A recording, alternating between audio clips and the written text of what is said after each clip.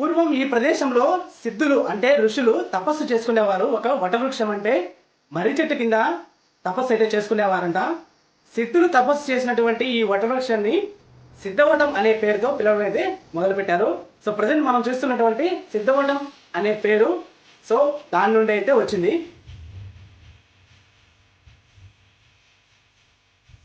వాటర్లో అయితే ముసలైతే వదిలేవారంట. అసలు కోట ఎక్కడానికి ఎంత ఈ సొరంగ మార్గం ద్వారానే రాజులు పెన్నా నదిలోకి స్నానం చేయడానికి వెళ్ళేవారట. మట్టి ఎల్లమరాజు కాలంలో ఈ కోట మట్టి కోటగా అయితే ఉండేది. మట్టి అనంత కుమారరాజు తర్వాత ఈ కోటకి రాజు అయిన తర్వాత ఈ నవాబుల కాలంలో ఇవన్నీ అడ్డంగా తీసేసారు. సిద్ధవటం కోట రక్షించడానికి దాదాపు 17 బురుజులు అయితే ఇక్కడ కట్టడం జరిగింది.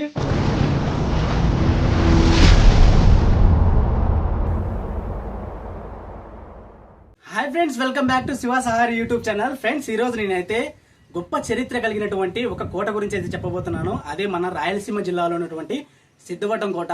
ఇక చరిత్ర మీరు చూసుకున్నట్టయితే దాదాపు 1303వ సంవత్సరంలో మట్లి రాజులు పెన్నా నది ఒడ్డునైతే ఈ కోటని చాలా వ్యూహాత్మకంగా నిర్మించడం అయితే జరిగింది. ఈ మట్లి రాజులు విజయనగర సామ్రాజ్యపు రాజులకి సామంతులుగా అంటే విధేలుగా కూడా ఉన్నారు. మనం విజయనగర సామ్రాజ్యపు రాజులు అంటే గుర్తొచ్చేది మన శ్రీకృష్ణదేవరాయలు గారు. శ్రీకృష్ణదేవరాయలు గారి యొక్క మేనల్లుడైనటువంటి వరదరాజు గారు ఈ కోటని కట్టడానికి చాలా విశేషమైన కృషి అయితే చేశారు. అదేవిధంగా మట్లి ఎల్లమరాజు గారు మరియు మట్లి అనంతరాజు గారు ప్రతి ఒక్క విషయాన్ని నేను వారి గురించి అయితే ఈ వీడియోలో డీటెయిల్ గా ఎక్స్ప్లెయిన్ చేయబోతున్నాను. అదేవిధంగా ఈ కోట యొక్క ప్రత్యేకతలు మీరు చూసినట్టయితే దాదాపు 32 ఎకరాల్లో ఈ కోటని అయితే నిర్మించడం జరిగింది. అదేవిధంగా కోట రక్షణలో భాగంగా 17 బురుజులు అయితే చాలా పెద్ద పెద్ద బురుజులు అయితే ఈ కోటని చుట్టూ నిర్మించడం అయితే జరిగింది.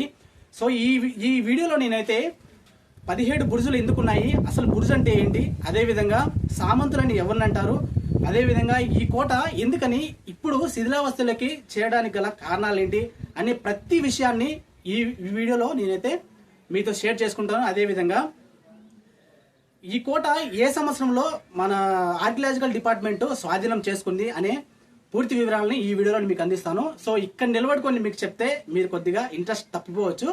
కాబట్టి మనమైతే కోట దగ్గరికి వెళ్ళి ప్రతి విషయాన్ని అక్కడ క్లుప్తంగా వివరిస్తాను. So let's start our video. Hi friends, present మనమైతే కడప జిల్లా సిద్ధవటంలో ఉన్నటువంటి సిద్ధవటం కోట దగ్గర అయితే ఉన్నాము. ఇది మీరు చూడొచ్చు, గేట్ ఎంట్రీ.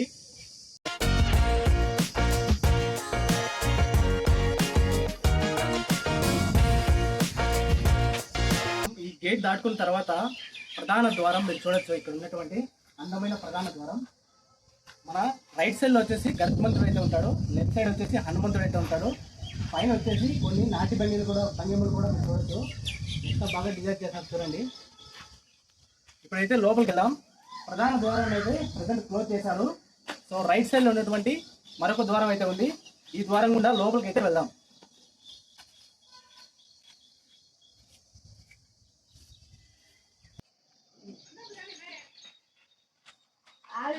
ఇంకొక ఇంపార్టెంట్ అయిన విషయం అయితే మర్చిపోయాను. ఈ కోట వచ్చేసి స్క్వేర్ షేప్ లో అయితే ఉంటుంది.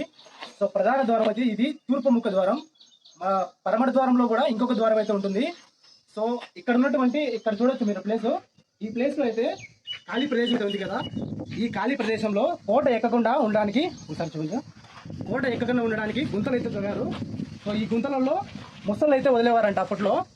సో కోట ఎక్కేదానికి శత్రు సైన్యానికి అసలు ఉడుకు పుట్టేది. మీరు చూడండి అక్కడ.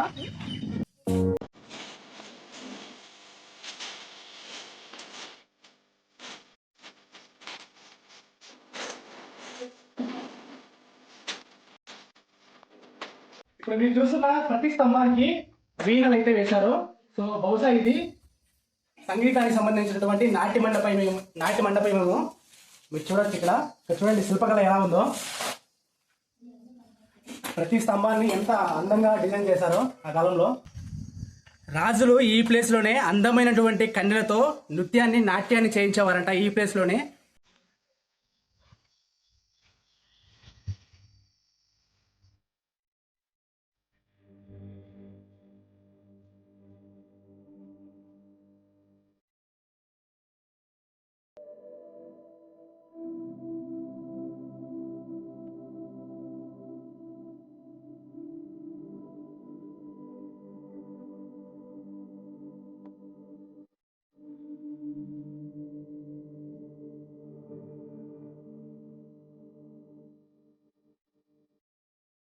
మనం కోటలోకి ఎంటర్ అయిన తర్వాత పైన ఒకసారి చూడండి మీరు, ఒక పాము చంద్రుడిని మింగుతూ ఉన్నట్టు గీయడం అయితే జరిగింది.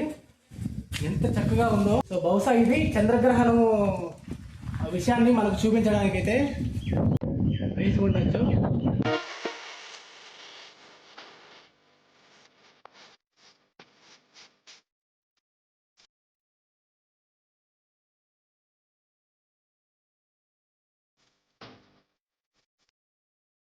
చూడండి, బాణాన్ని పట్టుకొని ఉన్నా కదా విగ్రహము, బహుశా అది శ్రీరామచంద్రమూర్తి విగ్రహం అయి ఉండొచ్చు.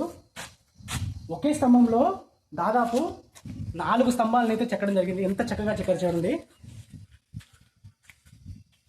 ఎంత చక్కగా ఉందో. ఒక గుర్రం పైన రాజు స్వారీ చేస్తున్నట్టు ఇక్కడైతే మన స్తంభం మీద అయితే చూడొచ్చు.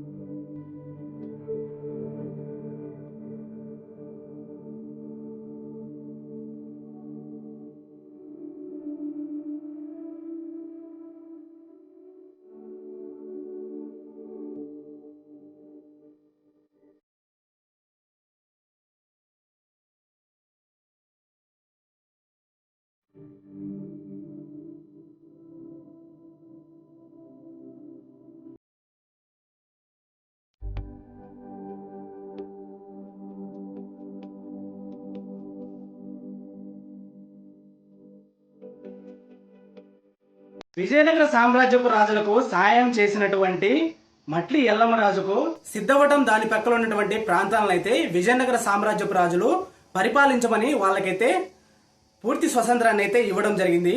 ఈ మట్లి ఎల్లమ్మరాజు విజయనగర సామ్రాజ్యానికి కావలసినటువంటి సైన్యాన్ని అందించడం, యుద్ధంలో ముందుండి నడిపించడం వంటి ఎంతో కృషి అయితే చేయడం జరిగింది. తర్వాత ఈ సిద్ధవటం ప్రాంతాన్ని మట్లి ఎల్లమ్మరాజు గారికి అయితే అప్పగించడం జరిగింది. మట్లి ఎల్లమ్మరాజు కాలంలో ఈ కోట మట్టి కోటగా అయితే ఉండేది. మట్లి అనంత కుమారరాజు తర్వాత ఈ కోటకి రాజు అయిన తర్వాత ఈ మట్టి గోడలు కాస్త రాతితో అంటే స్ట్రాంగ్ గా నిర్మించడం అయితే మొదలు పెట్టాడు. ఇప్పుడు చూస్తున్నటువంటి మన మట్టి కోట కాకుండా స్ట్రాంగ్ గా ఉన్నటువంటి ప్రతి రాతి కట్టడం వెనుక మట్టి అనంతరాజు యొక్క కృషి అయితే ఉంటుంది. దాదాపు 18 మంది రాజులు ఈ కోటని పోటీ పడి అయితే నిర్మించడం అయితే జరిగింది. అదే విధంగా పరిపాలించడం కూడా జరిగింది. మసీద్ కాడ నుంచి రైట్ సైడ్ మనం వచ్చామంటే రాజులు స్వరంగ మార్గం ద్వారా ఇక్కడే స్నానం చేసేవారంట. అసలు ఆ యొక్క లోపలికి అయితే వెళ్ళొద్దని చెప్పింది. కొద్దిగా రిక్వెస్ట్గా అడిగేసరికి వెళ్తాం అక్క, యూట్యూబ్ చేస్తున్నామని చెప్పేసరికి సరేలే వెళ్ళండి జాగ్రత్తగా వెళ్ళేసారని అని చెప్పింది. సో ఇప్పుడు మనం లోపలికి వెళ్దాం. చాలా పెద్ద కథ లోపల. ఈ స్వరంగ మార్గం ద్వారానే రాజులు స్నానం చేసేదానికి పెన్నా నదిలోకి దిగుతూ ఉండేవారంట. జాగ్రత్త రాడు. అసలు కింద చూడొచ్చు మీరు, మొత్తం అంతా ఇసుకే. పెన్నా నది ఉప్పొంగడం వల్ల ఇక్కడ దాకా అయితే నీళ్ళు వచ్చేవంట. ఫస్ట్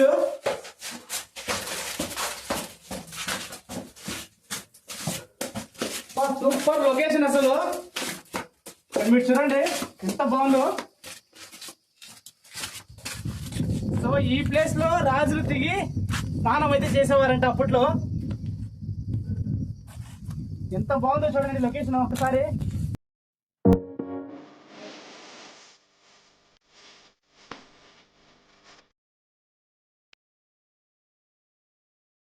సిద్ధవటం కోట రక్షించడానికి దాదాపు 17 బుర్జులు అయితే ఇక్కడ కట్టడం జరిగింది.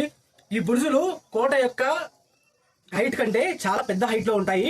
సో ఇప్పుడు ప్రజెంట్ మనం అయితే బుర్జు లేక లోపలికి అయితే వెళ్ళబోతున్నాము. ఇక్కడ చూడండి లోపల వెళ్దాము.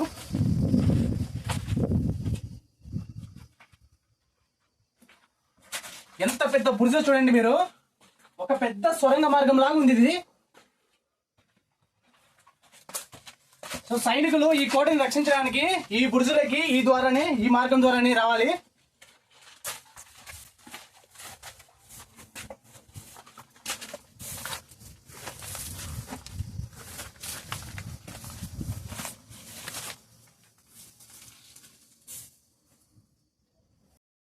సో ఇప్పుడు మీరు చూస్తున్నటువంటి ఈ ప్లేస్ అంతా బుర్జు పైన ఉన్నటువంటి ప్లేసు.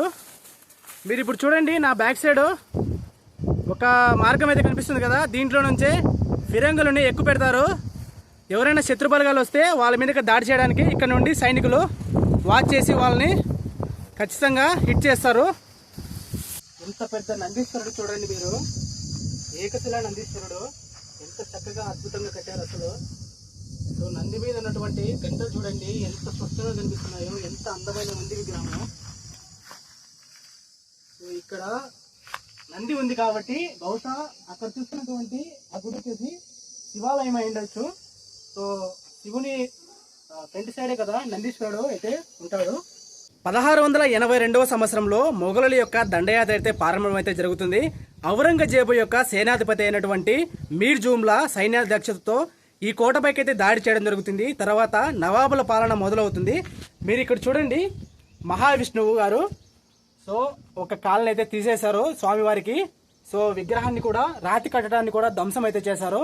సో చాలా విధ్వంస పాలన అయితే జరిగినటువంటి దృశ్యాలు మీరు చూడొచ్చు. మొఘలుల దండయాత్ర తర్వాత వారి చేతికి వెళ్ళిన తర్వాత ఈ కోట ఇక్కడ చూడండి మీరు ఒక దర్గా కూడా కట్టడం జరిగింది. సో వారి పాలనలోనే ఈ దర్గా కూడా కట్టి ఉంటారు. సో మీకు కనిపిస్తుంది కదా ఆ దర్గా.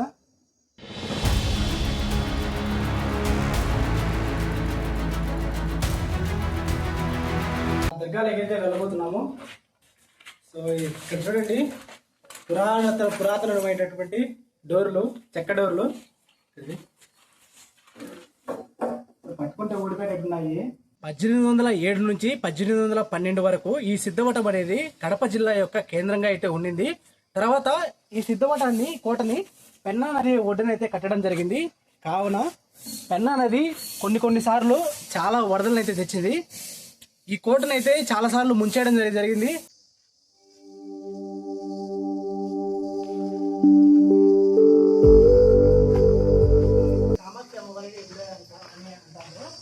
ఇక్కడ వచ్చేసి ఎటువంటి విగ్రహాలు అయితే లేవు ప్రజెంట్.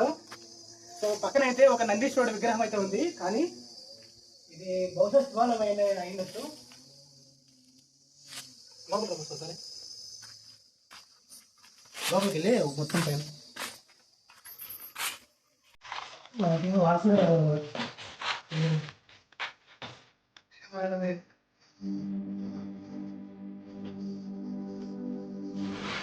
సో ఖచ్చితంగా ఇది శివాలయం అయి ఉండొచ్చు. మీరు ఇప్పుడు చూస్తున్నటువంటి ద్వారం గోపురం చూడండి ఎంత బాగుందో అసలు. వరకు పూర్తిగా గబ్బిలాతో నిండి అయితే ఉన్నాయి. కింద అంతా మొత్తం చెత్తగా ఉంది అసలు. ఇక్కడ భరించలేని స్మెల్ వస్తుంది. అయినా ఉందా మీకు చూపించాలనే ఉద్దేశంతో అయితే మేము లోపలికి వెళ్ళి చూపించడం అయితే జరిగింది. కోట యొక్క రక్షణ గోడలపై అదేవిధంగా ద్వారాలపై ప్రతి ఒక్క ప్లేస్లో ఒక మంచి అందమైనటువంటి శిల్పకళ మీరు చూడొచ్చు. ఇప్పుడు చూడండి, ఇక్కడ గరుత్పంతుడు. సో నిజాముల పాలనలో చాలా విధ్వంసకరమైన పాలన అయితే జరిగింది. దగ్గరగా చూపిస్తాను చూడండి ఒకసారి. చూడండి గరుత్పంతుని విగ్రహం ఇది. సో దీనిపైన కూడా అటాక్ జరిగింది చూడండి. ప్రతి శిల్పాన్ని వదలలేదు. మనము ఈ కోట యొక్క రక్షణ గోడలపై సంస్కృతంలో లిఖించబడినటువంటి కొన్ని అక్షరాలు కూడా మీరు చూడొచ్చు. చూడండి ఎలా ఉన్నాయి అక్షరాలు. ఇది కొద్దిగా తెలుగుకి దగ్గరలో ఉన్నటువంటి సో లిపి అన్నమాట ఇది. చూడండి మీరు.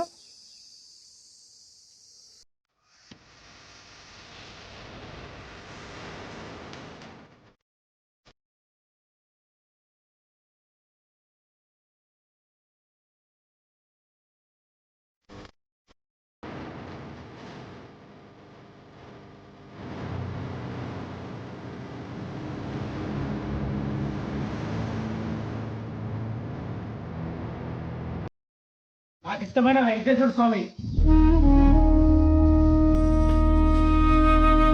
సిద్ధవటం కోట యొక్క రాజుల కాలం పతనమైన తర్వాత 1956లో ఆర్కియలాజికల్ సర్వే ఆఫ్ ఇండియా ఈ కోటని స్వాధీనమైతే చేసుకునింది. వారి సంరక్షణలోనే ప్రస్తుతం ఈ కోట అయితే ఉంది. సో వాళ్ళ ఆధీనంలోనే ఈ కోట అయితే నడుస్తుంది కాబట్టి వాళ్ళ పర్మిషన్తోనే లోపలికి అయితే రావడం అయితే జరిగింది.